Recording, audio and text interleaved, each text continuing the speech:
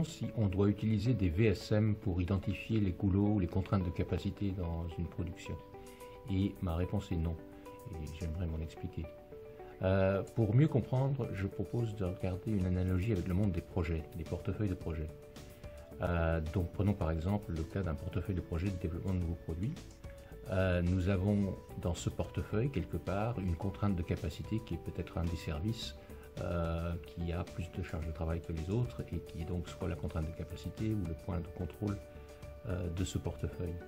Tous les projets traversent cette ressource qui pourrait être par exemple le département des prototypes. C'est la contrainte de capacité. Mais dans ce monde, on peut également identifier une autre dimension de contraintes qui sont les contraintes de chacun des projets pris individuellement. Chaque projet traverse la contrainte de capacité, mais à sa propre contrainte, et dans le vocabulaire de la théorie des contraintes, la contrainte d'un projet, c'est sa chaîne critique, ou pour faire vite, le chemin critique, bref, la somme des tâches qui, mis bout à bout, donne la durée la plus longue. Et ça, c'est la contrainte d'un projet. Si on veut améliorer la performance d'un projet, c'est cette séquence de tâches qu'on va essayer d'optimiser, changer, etc. Voilà.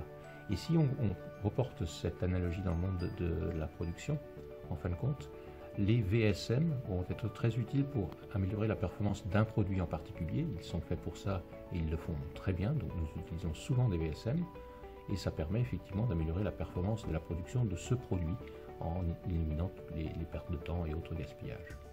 Mais ça ne va pas vous permettre de trouver la contrainte de capacité.